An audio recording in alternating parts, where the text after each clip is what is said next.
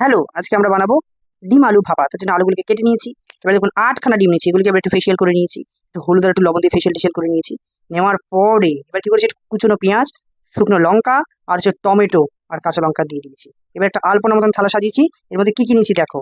নিয়েছি হচ্ছে এলাচ, তারপরে নিচে একটু তোমার গরম মশলা, তারপরে হচ্ছে তেজপাতা, গোলমরিচের গুঁড়ো, তারপরে হচ্ছে গোটা জিরে, হলুদ, কাশ্মীরি লঙ্কার গুঁড়ো আর হচ্ছে একটু ম্যাগি মশলা নিয়ে নিয়েছি। নেওয়ার পরে ওই যে পেঁয়াজ আর টমেটো একসঙ্গে রেখেছিলাম, কাঁচা লঙ্কার সঙ্গে পেস্ট করে নিয়েছি।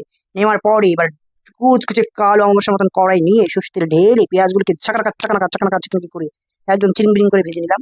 নেওয়ার পরে এবার আলুগুলোকে দাম দিয়ে দিলাম। দিয়ে দুম দাম করে একদম এদিক ওদিক খুন্তির বাড়ি মেরে ঠাস করে বাড়ি মেরে ফটাফট করে ভেজে নিয়েছি। এইবার ওই আলপনা থেকে থালাগুলোর মধ্যে যা ছিল আলপনার থালায় সব ঢেলে দিয়েছি। ঢেলে দেওয়ার পরে এগুলোকে কষিয়ে একদম ভালো করে ওর মধ্যে একটু সর্ষে পোস্তের পেস্ট দিয়ে দিয়েছি। দিয়ে কষানোর পরে এটাকে সুন্দর করে রেখে দিয়েছি। রেখে দেওয়ার পরে এবার ওই জিনিসটাকে পুরো ডিম আলুগুলোর সঙ্গে মাখিয়ে প্রেসার কুকারের মধ্যে দিয়ে প্রেসার কুকারের নিঃশ্বাসটা একেবারে ঠেসে বন্ধ করে দিচ্ছি।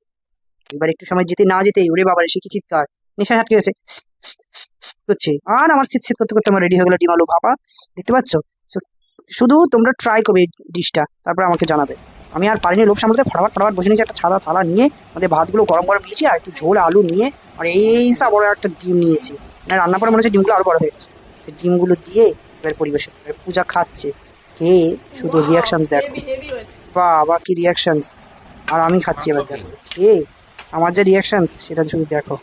দারুন দারুন দারুন হয়েছে।